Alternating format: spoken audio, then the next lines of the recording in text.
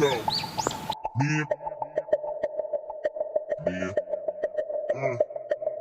bitches say shit and they ain't saying nothing. A hundred motherfuckers can't tell me nothing. I bees in the trap, bees in the trap. I bees in the trap, bees in the trap. Bitches say shit and they ain't saying nothing. A hundred motherfuckers can't tell me nothing. I bees in the trap, bees in the trap. I bees in the trap, bees in the trap. Man, I'm been too dead. Man, I've been popped out. And if she ain't tryna get it, that she get dropped out. Let me bust that beauty, bitch, bust that open. Might spend a couple thousand just to bust that open. Rip it up, no joking. Like it ain't Hulk Hogan. Niggas move weight themselves, but living Hoboken. Bitch, I spit that crap, like I'm in that trap. So if you need a hit, then I'm with that.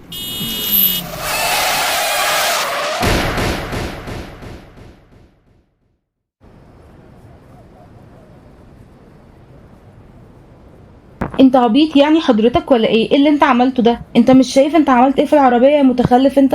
لا بجد لما بتعرفوش تسوقوا ما تشتروش عربيات. ايه يا رب القرف ده على الصبح.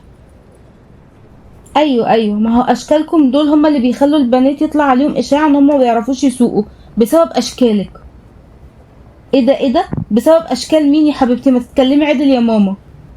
لا والله، لا احنا كده بقى نجيب الشرطة والشرطة تشوف مين اللي بيعرف يسوق ومين اللي ما بيعرفش يسوق، ونشوف بقى مين اللي خبط التاني.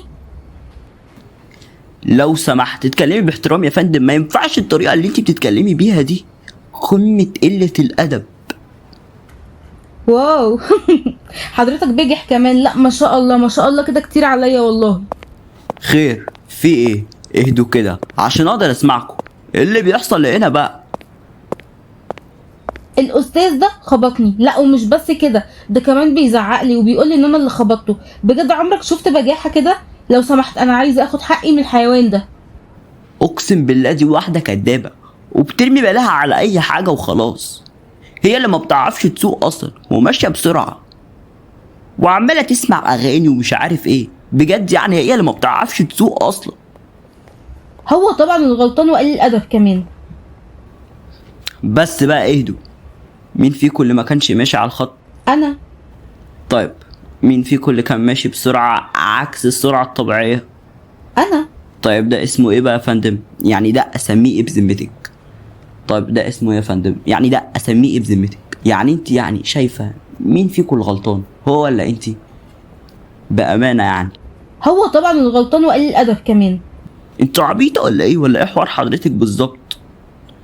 طيب يا جماعه يا ريت نلم الموضوع وكل واحد يروح في حاله. يلا بقى يا جماعه، يا ريت يا جماعه نلم الموضوع. يلا يا جماعه كل واحد يروح لحاله ويشوف وراه ايه. حصل خير. حسبي الله ونعم الوكيل فيكم، بلد عنصرية، مجتمع عنصري وذكوري. حضرتك عبيطه يا انسه، انت اللي خبطتيه على فكره.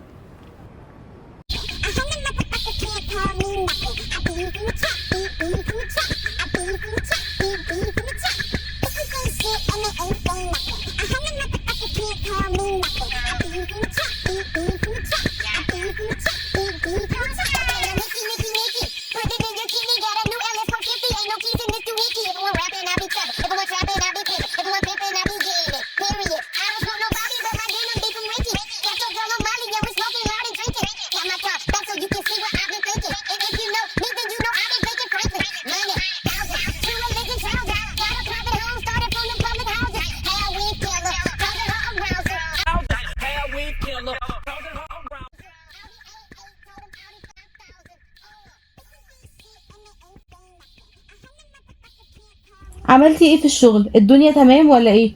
الشغل اللي كنت طالباه منك خلص ولا لسه؟ ايوه الشغل خلص، انا جهزت كل حاجه وخلصت كل حاجه. تمام صح. الاجتماع انت قلتي لي هيبقى الساعه كام؟ الاجتماع بالظبط بعد نص ساعه. طيب خلاص، اطلبي لي كوفي عشان اعرف اركز، وبهاتي لي برضو الحاجات اللي انت خلصتيها كده عشان ابص عليها بصه. تمام ماشي حاضر، 5 دقايق بالظبط وكل ده يبقى عندك بعد اذنك.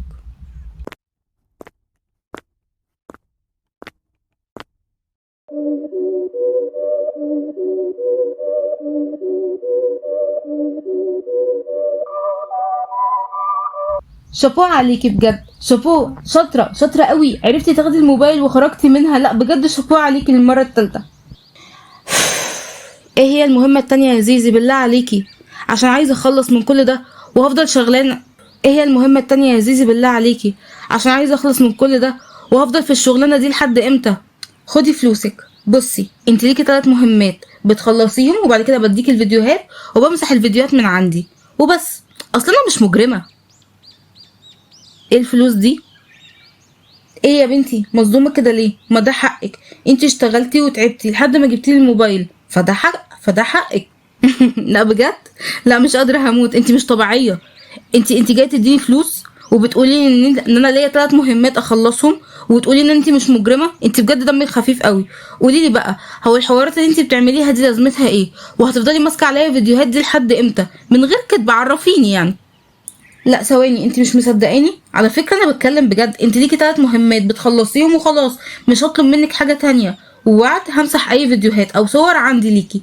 والفلوس اللي اديتها لك في ايدك دي بالمناسبه انا مش مجرمه، فدي حاجه ما تخصكيش. اللي يخصك ان بعد 3 مهمات الفيديوهات ما تبقاش على موبايلي. طب ولو الفيديوهات دي فضلت على موبايلك اعمل ايه؟ لا وعد من الفيديوهات دي مش هتبقى على موبايلي اول ما تخلصي ال3 مهمات اللي مطلوبين منك.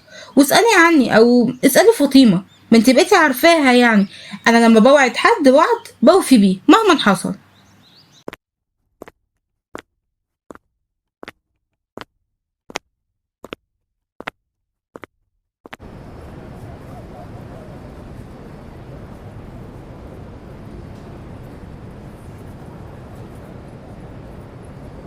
ما كنتش اعرف خالص ان انت صاحب الشركه. بجد يعني صح.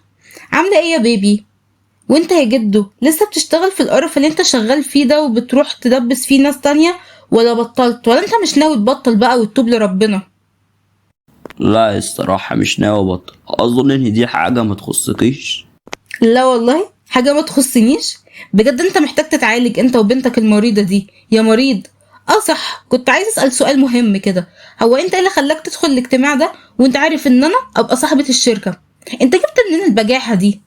اطلعوا انتوا الاتنين بره شركتي بدل ما نادي الامن، وساعتها هتحصل حاجات انت مش هتعجبك خالص يا جدو، وساعتها هتتضايق. وانا مش عايزه اضايقك ومش عايزه اضغط عليك، ما انت راجل كبير برضو. فلو سمحت بكل ادب واحترام اطلعوا بره. لا بقولك ايه، انا ما اسمحلكيش تتكلمي معايا بالطريقه دي، لو سمحت اتكلمي بطريقه احسن من كده، عشان هضطر اعمل حاجات ما تعجبكيش.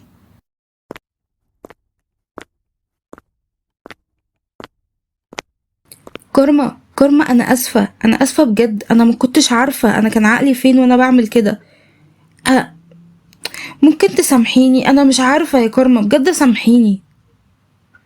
اطلعي بره يا ليان بعد اذنك، اطلعي بره وما تضغطيش عليا اكتر من كده بليز. انا اسفه سامحيني. بطلي بقى تتصرفي زي الاغبياء يا متخلفه يا ساذجه. انتي فاكره نفسك لما تعملي حركات الاطفال الكيوت البريئه دي انا كده هسامحك واخدك في حضني؟ تبقي عبيطه ومتخلفه بجد. اطلعي بره يا ليان، صح، اقفلي الباب وراكي وانت طالعه يا حيوانه.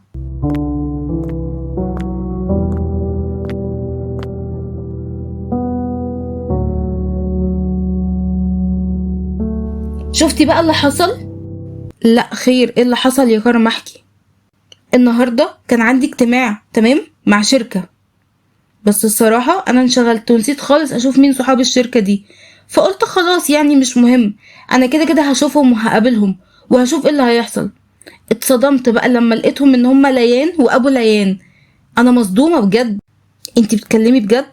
ليان اللي هي ليان؟ طب ثواني، هم عارفين ان انتي كنتي صاحبة الشركة اللي هم جايين فيها الاجتماع؟ ايوه عارفين. شفت البجاحة؟ بجد انا عمري ما شفت بجاحة كده. مش كفاية اللي هم عملوه فيا واذوني ودمروا لي حياتي؟ بجد انا مش فاهمة، هو ليان ليه بتعمل فيا كده؟ ليه بتأذيني بالطريقة المريضة دي؟ دي محتاجة تتعالج. هي ليه بتعمل فيا كده؟ انا عمري ما اذيتها، انا كنت طول الوقت جنبها، هي عمرها ما كانت جنبي. انا عمري ما هسامحها اللي هي بتعمله فيا، عمري ما هنسى اللي هي عملته فيا. حاسه ان انا ما بقتش عارفه ولا فاهمه حاجه. هو احنا اللي وصلنا للمرحله دي؟ حتى حياتي بقت متلخبطه، ما بقتش فاهمه حاجه في حياتي، بقت زحمه جدا ما بين الشغل والتدريبات وحياتي واصحابي. بجد كل حاجه محيراني وملخبطاني انا الفتره دي.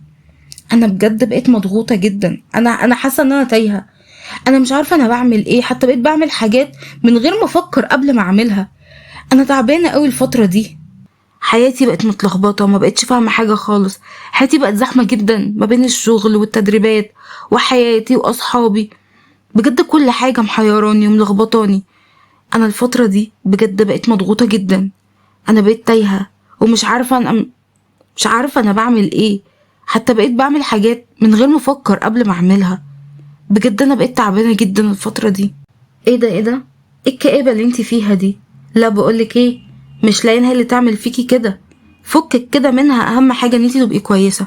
هقولك على حاجه، حاولي تخرجي بره الروتين اليومي بتاعك، وجربي مثلا تسافري لك يومين او اسبوع وتاخدي اجازه من الشغل، او تاخدي اجازه وتقعدي في البيت شويه، تغيري ستايل لبسك وشكلك. على فكره ده بيأثر علينا كبنات، تخرجي بره الروتين. لو عايزه تسافري ممكن اسافر معاكي على فكره، بس نصيحه مني يعني، سافري كده وروحي اقعدي في اي مكان هادي، فكري، خدي راحتك، ابعدي عن الدوشه شويه، فاهماني؟ صدقيني ده هيغير من نفسيتك جدا. جربي اعملي كده، مش هتخسري حاجه. اسمعي مني والله هترتاحي. مش عارفه بقى الصراحه. شكرا بجد يا مريم ان انتي جنبي، يعني شكرا، انا بجد بحبك يا مريم، يا عمري انتي، انا كمان بحبك اكتر مما تتصوري. اهم حاجه بس ان انتي تبقي كويسه وما تقعديش تفكري كده في حاجات هبله، ماشي؟ طب ماشي تمام. قوليلي بقى هي المهمه الجديده عشان ننجز ونخلص بقى من كل الحوارات دي، عشان انا بجد تعبت. معلش يا حبيبتي، هنعمل ايه بقى؟ احنا كلنا تعبانين والله في الحياه دي. تاخديلك سيجاره كده وتهدي شويه. لا مش هاخد سيجاره ولا هاخد زفت، لو سمحتي بقى انجزي وشوفي هتقولي ايه، وانجزي عشان نخلص من الحوارات دي كلها. ماشي يا حبيبتي هقول حاضر. اهدي انتي بس وخدي لي نفس كده وهدي نفسك خالص. المهمة الجديدة، الراجل عنده 45 سنة، حرفيا الراجل مريض، بياخد البنات ويتاجر فيهم ويشغلهم في حاجات مش كويسة. تقدري تقولي كده ان هو كمان فتح مكان غريب جدا، والمكان ده ولا هو كباريه ولا هو ديسكو ولا حتى نايت كلاب، مش باين له حاجة كده. هو بيدرب فيه البنات على حاجات غريبة، وبيدربهم على حاجات كده قلة الأدب. وكمان عامل ابليكيشن، ولو دخلت على الابليكيشن ده هتلاقي صور البنات، والابليكيشن الولد بيختار بنت والبنت اللي بيختارها بتقضي معاه ليلة. نعم انتي بتهزري؟ انتي عايزاني ادخل نفسي في الحوارات دي؟ ودي بقى فيها ضياعة مستقبلي ولا ايه؟ وبعدين ثواني، عندي سؤال، هما البنات دول بيدخلوا الابليكيشن ده بمزاجهم ولا غصب عنهم؟ مبدئيا كده انتي هتضطري تشتغلي غصب عنك، لانك للاسف مش بمزاجك. سبق قلتلك مفيش حاجة في الدنيا بنعملها بمزاجنا، وبعدين انا بديكي فلوس تقدري تعتبريه كده بزنس. بس هرد على سؤالك، البنات دول في منهم اللي بيشتغلوا غصب عنهم، وفي منهم اللي بيشتغل بمزاجهم. في بقى اللي بيبقى مخطوف اصلا وهو اللي بيبقى خاطفهم من هو صغيرين، وحوارات بقى كتير. المهم اللي انا طالباه منك في الموضوع ده كله انك تروحي وهتجيبي اي دليل ان البنات اللي هناك دول بيعملوا حاجات غصب عنهم، او في فئة يعني بيعملوا حاجات غصب عنهم، والشرطة بقى تيجي وتحبسه. اللي انا طالباه منك انك تحبسيه باي طريقة من الطرق. يعني انتي في المهمة دي طالبة مني ان انا اساعد البنات مش اكتر؟ يعني انتي بجد مش بتستفادي حاجة من الطلبات دي؟ يعني انتي لما طلبتي مني الموبايل كنت بتساعدي حد؟ يعني انتي دلوقتي حد طيب كويس؟ انتي كويسة ولا وحشة؟ مفيش حاجة اسمها كويسة ولا وحشة، المهم اللي انا طالباه منك ده لازم يتعمل يا جميلة. ايوه لكن ده صعب جدا بالنسبة لي، صعب قوي. يعني ان انا ادخل المكان ده ويبقى معايا دليل واقدمه للشرطة عشان الشرطة تيجي وتحبسه، ده هيبقى صعب جدا عليا. بقولك ايه يا جميلة، اللي انا قلتهولك لازم يتنفذ، وانت لازم تعملي كده يا جميلة.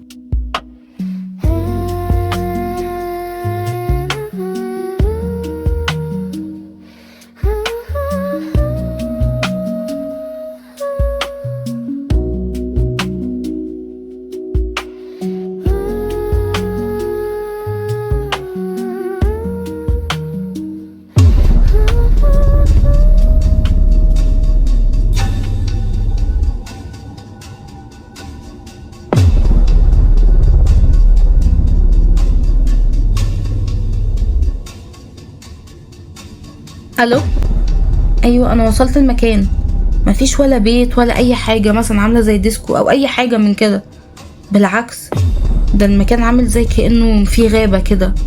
انتي فاهماني؟ هو المكان ده فين بالظبط؟ انا وصلت لحد اللوكيشن اللي انتي كنتي بعتهولي. بصي لو في بلاعة او اي حاجة من كده قدامك او صخرة شكلها كبير، هتلاقيها عامل زي مخبأ سري كده تحتها. هو انتي بتتكلمي بجد؟ ده مريض زيزي، انا حاسه ان انا خايفه انزل الصراحه. ما تقلقيش، اللي يخليكي تدخلي القصر بتاع العيله الغريبه دي هتعرفي تدخلي المكان ده. ما تقلقيش يا جميله، انا عارفه وواثقه ان انتي قويه وهتقدري تعملي ده، وافتكري انك هتنقذي بنات كتيره جدا باللي انتي هتعمليه، وهتخرجيهم من قيود الجحيم ده. خدي كده نفس عميق وادخلي. اهم حاجه انك تكوني سايبه اللوكيشن بتاع الموبايل بتاعك مفتوح عشان لو ضعتي ما يحصلش اي حاجه واعرف اوصلك. تمام؟ في كل الاحوال انت هتبقي في امان، ما تقلقيش. ها تمام ماشي حاضر، انا اهو هدخل.